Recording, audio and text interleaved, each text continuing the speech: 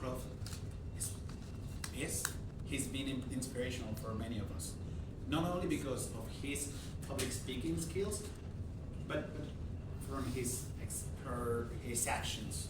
His action speaks a lot of the person who he has chosen to become, because he has a legacy going from Monthly Scotland to Playa, Carmen. He has numbers of contacts here that can call him a friend because of how many times he has reached to them.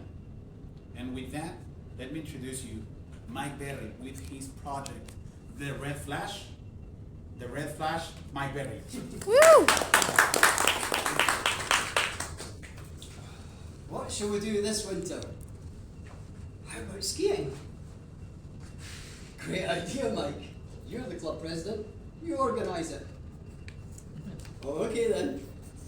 I better take a note of shoe sizes, right? We've got 12 people.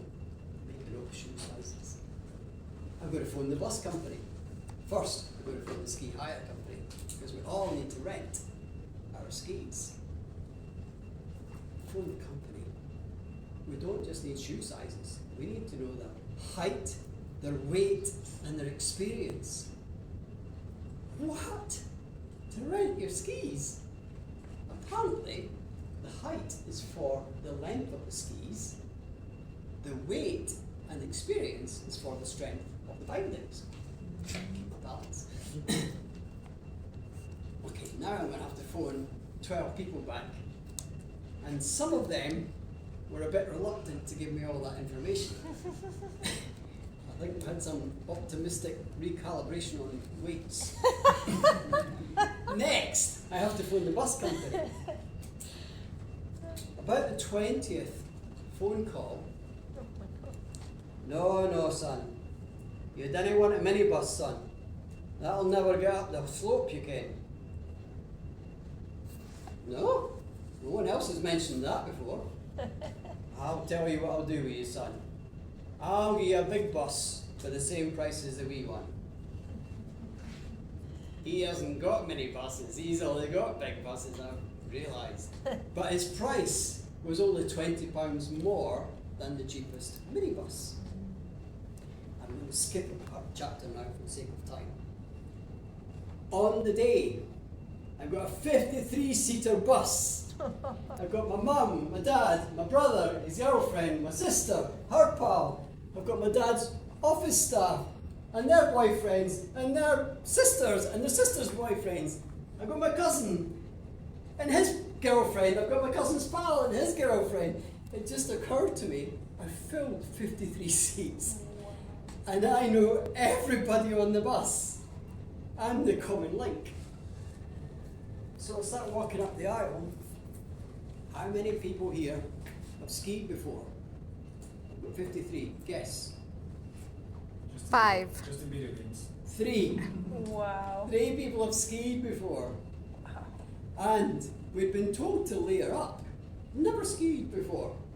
I've got 14 layers on. Can you? I've got my mum's tea cozy on my head. I've got my dad's golfing trousers on. I've got socks, neon socks from the 80s. Do you remember the 80s Keep Fit videos? Walking like the Michelin Man with 14 layers. And we arrive, the bus parks up, and it's so foggy, I can't even see the bus next to us. So the 3 people that could ski, they taught us how to walk sideways, sidestep, about 20 feet, took about 20 minutes, and then snowplow back down again, took about 20 seconds. Well, I did this 3 times. I've got 14 layers on. And then Dave said to me, do you want to go up the toll? Toll? What toll? I honestly thought this little hill by the side of the bus, I thought that was it. I said, where's chairlift? Let's do that then. I spotted my brother and a couple of the girls from the club, Irish midwives. And that was a previous talk. And we discovered that the system that they used was a punch card. You get 10 punches per card. So each time you take a chairlift, they punch your card. Well, it's 5 of us, so it's perfect. 1 card between us. We find the chairlift, and I'm at the back with Teresa. And we quickly shuffle into position. And I watch this chair come around the pylon. And it attacks the back of the knees. Yeah. And it suddenly lifts you 20 feet in the air. But Teresa's sitting beside me and she says, "What do we do now?" And I said, "I don't know. I think we jump." I'm not jumping! I didn't mean here, I meant at the top. So sure enough, spot the next pylon, it's got a sign, lift the safety bar. So I lifted the safety bar again. "You ready? Jump!" And she fell immediately. Oh, yeah. And what we'd been taught at the bottom, when you fall, you have to take one ski off, take the other ski off. You stand up, you put one ski back on, put the other ski back on.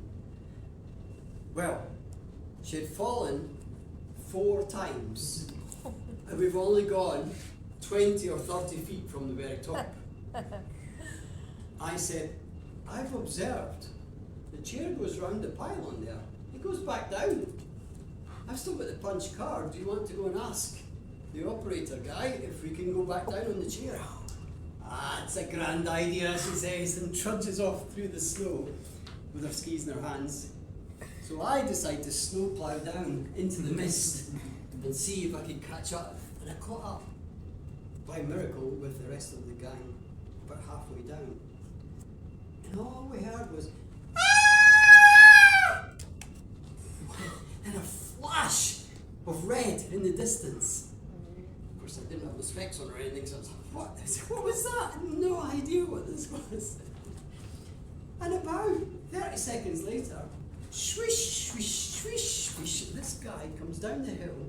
He can ski. And he's got a spare ski on his shoulder. He says, "Has anybody lost a ski?" Oh my God. Oh my God. I'm looking at my feet. I'm beginner here, but how would you not notice? You've lost a ski. And off he goes again. Swish, swish, swish. So we snowplow down behind him, and Teresa's already at the bottom. Well, it turned out this time, the guy at the top said, "There's only one way down from here." He wouldn't let her on the chairlift. This time she'd fallen again onto the back of one ski. The other one had popped off, and she'd gone straight down the hill, the whole way down, out of control. Well, she didn't want to go back up with us again. What surprise. And one of the lessons I learned that day, failure is not in falling down, it's staying down. Mr. Toastmaster.